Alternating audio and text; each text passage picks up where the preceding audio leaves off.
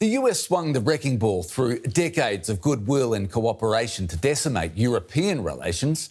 So why are they taking such a different approach, tiptoeing around China? And does that now mean they will change the way they deal with other countries in the Asian region? Donald Trump wasn't at the Shangri-La conference in Singapore, but he sent his Secretary of Defence. The sometime strongman didn't bare his teeth when talking about China this time, as he has in the past. It's a big change from how another of Trump's prime movers, J.D. Vance, rode into the Munich Security Conference and unleashed hell on Europe. Our chief international editor, Richard Walker, was there that day when the newly minted vice president peeled the paint off the walls in Munich.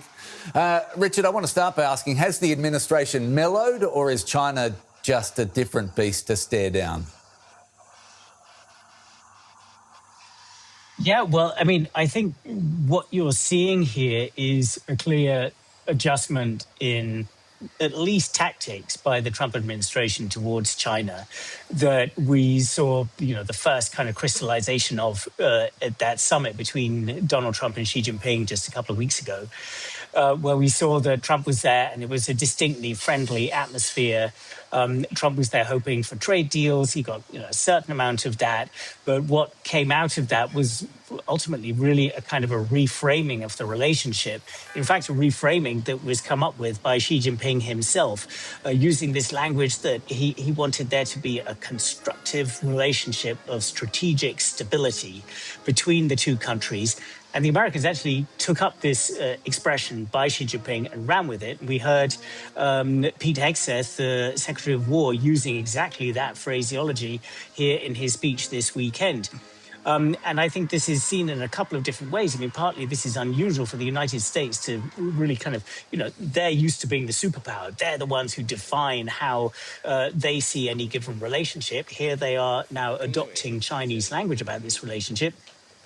And they are moving on from, an attempt which we saw last year by Pete Hegseth, where he came in and in his speech, he shouted like communist China, used the expression communist China 4 times during his speech last year. This time, his whole thing was about saying that he wanted to be strong and quiet, and he used the word quiet, I think 5, 6, 7 times, something like that during the speech. So we went from communist China kind of charging to talking about quietness. And I think it all comes down to the United States beginning to see that in Xi Jinping and in China, it has a country that is pretty much the equal of its power, that it can't, it's no longer top dog.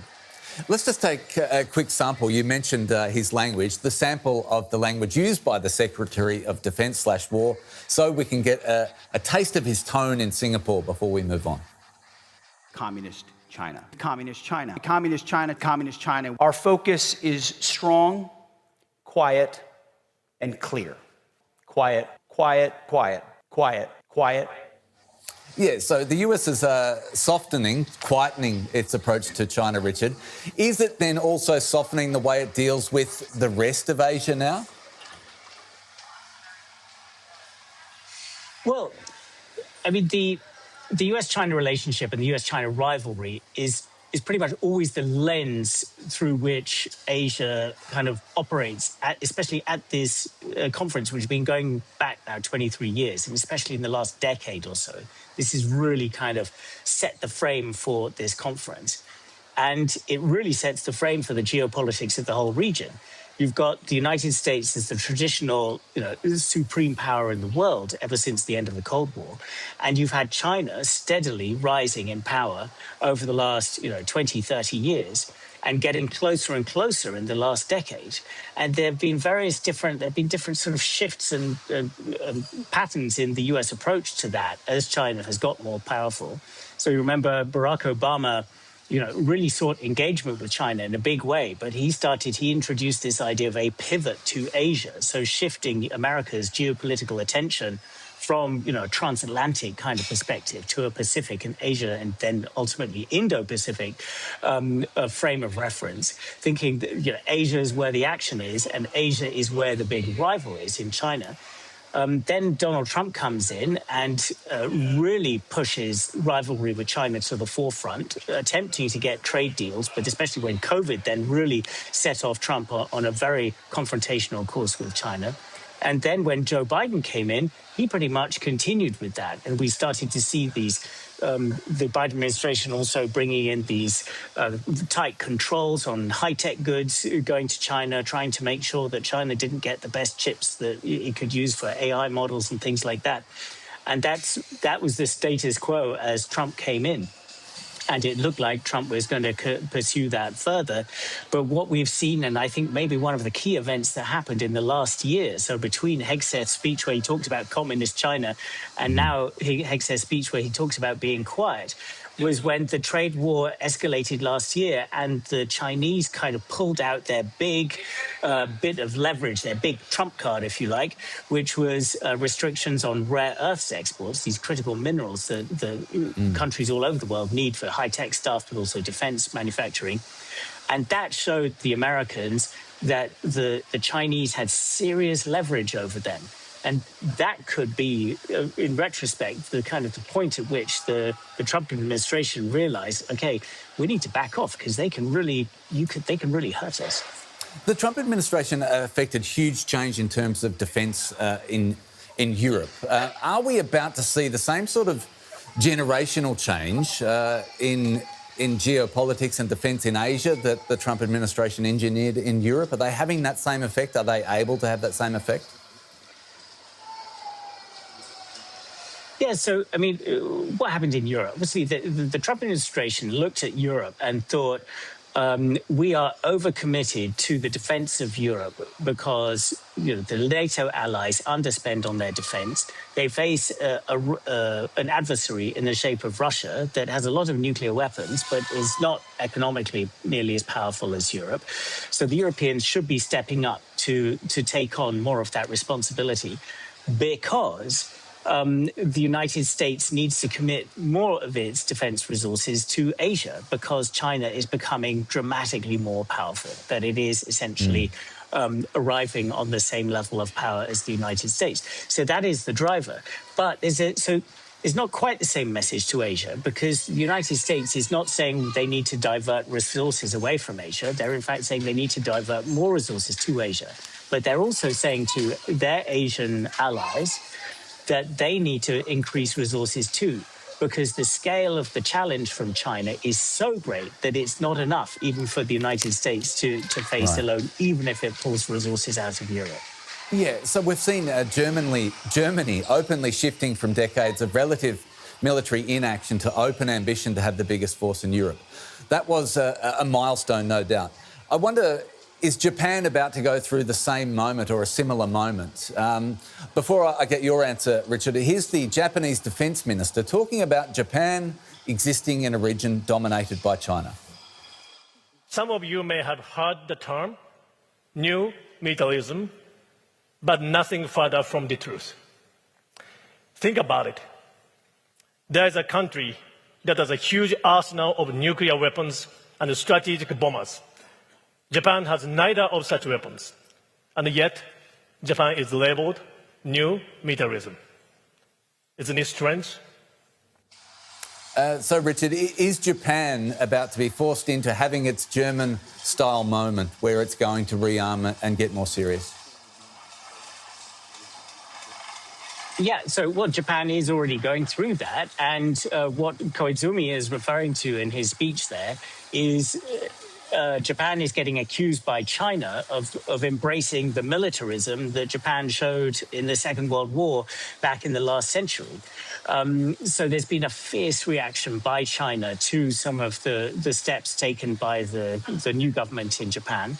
It's increasing defense spending. Also, the new Prime Minister, Takaichi Sanai, she said in Parliament in Japan last year that if there were a Chinese attack on Taiwan, that could potentially be a very serious threat to Japan. And this was something that the Chinese reacted to very angrily because they said, Taiwan is their classic line, that Taiwan is an internal matter. It's got nothing to do with you, Japan. To others, Takaichi was simply expressing the obvious, that Taiwan is very close to Taiwan, Japanese territory, and Japan would very likely get drawn into some kind of conflict. But essentially, Japan has been going through a recognition that China is becoming massively more militarily powerful, building up its nuclear weapons also extensively. North Korea is becoming a greater and greater nuclear power and is more and more threatening in its behavior. Russia is also extremely hostile to Japan and also borders Japan, obviously, in the Far East. And so Japan is facing a very, very difficult environment at the same time as the United States saying to Japan, as well as its other allies in Asia, that they need to step up their spending too in order to share the burden more. So from Japan's point of view, and I think from the point of view of many of the kind of countries friendly to Japan here, it's absolutely logical for Japan to be expanding its spending. Richard, it took a minute for Europe to gather itself, it felt like, in the whitewash after Munich, to process what it meant in terms of its own defence. Do you get the sense now that there is less shock involved in how the world reacts to US positions as they're announced, and more willingness for everyone else to form new alliances? So in the room in Singapore, do you get the feeling that they are more willing to just get on with operating in this new world order? Yeah, I mean, I think there's a range of opinions here about Hegseth's speech, about the Trump-Xi meeting, of what it means for the region. There are those who are really worried that the Trump administration, particularly the things it said and not said about Taiwan. For instance, Hegseth didn't even mention Taiwan in his speech, having mentioned it 5 times in his speech last year. And Donald Trump has talked about using arms sales to Taiwan as a bargaining chip with Xi Jinping, potentially a bargaining chip over trade deals and so on. So there are some here who are saying, yikes, this really looks like the Americans are beginning to think about just trading Taiwan away for some great big trade deal, and are worried about, well, if the Americans are thinking about Taiwan that way, well, they could also think about other allies that way. There are others here, though, who think, well, it's absolutely fair for the Americans to come here and say, we need to be realistic. There's no point kind of blustering about China's power. There's no point lecturing China about human rights. There's no point lecturing anybody about its behavior. The thing is to be quiet and try to build up capabilities among allies, and then it's up to the allies to pull their weight and prove to the Americans that it's worth even staying in this region at all. So I think there's that kind of span of opinions going on. And I think one thing that is quite interesting is you're seeing, the Japanese, the Koreans, the Australians, the Filipinos, the Singaporeans, other powers, all beginning to network a bit more among each other in different ways in how they cooperate about defense. And they see this as a way of partly, ensuring against, well, what if the Americans really do bail out at some point, but also as a way of trying to incentivize the Americans to stick around, because showing that they're more willing to pull their weight. So as they're trying to incentivise the Americans, how much do you think everyone has got a clear picture at this point? How much do you think the Trump administration is aware of what comes after them? Is there a clear long-term strategy for their position in global politics, and are they articulating that to the Southeast Asian region, for example? Well, I think the difficulty with the Trump administration is that, in terms of when you talk about strategy, is that obviously at the head of it, you have Trump, who is so dominant and who is generally not seen as a strategic person, and even prides himself on his own unpredictability. In fact, he's talked about that he felt that Xi Jinping would not invade Taiwan on his watch, partly because he has this sort of madman theory on his side that Xi Jinping has absolutely no idea how Donald Trump might respond. So at the top of the administration, obviously, they have that, which makes it very hard to see a kind of really sustained strategic policy being seen through. But within the administration, you do have people who think about these things very strategically. And I think one person whose handwriting you could very much see in Pete Hegseth's speech yesterday is his deputy in the Pentagon on policy, a man called Elbridge Colby, who's a former think tanker. He was also partly in the first Trump administration, who's written for a long time about the need for the United States to reprioritize its defense resources towards Asia, to have a strategy of what they call denial defense towards the Chinese in what's called the First Island Chain, so the chain of islands, so going from Japan down through Taiwan to the Philippines, that sort of encircles China. The United States needs to focus on working with those allies, strengthening them, but also strengthening its own position, encouraging them to strengthen themselves in order to deny China from the possibility of breaking through that First Island chain and getting into a position where it could completely dominate Asia and become a new regional continental hegemon. That is a very clear strategy that is being pursued, I think you can say, with clear clarity by this man, Elbridge Colby. The question is, well, he's sort of the second rank in the Pentagon. He's got Pete Hegseth above him, who obviously has his own agenda, which is more kind of cultural war style agenda. Then you have Donald Trump at the top, who's highly unpredictable. So you have strategies in layers of the US administration, but whether those strategies necessarily can be consistently seen through is a huge question. Richard Walker, fascinating. There is so much to take in, so much data, and to these layers to take in and process from this administration, this era, if you like. Pleased that we have you to do it for us. Safe travels back from Singapore. Thanks so much.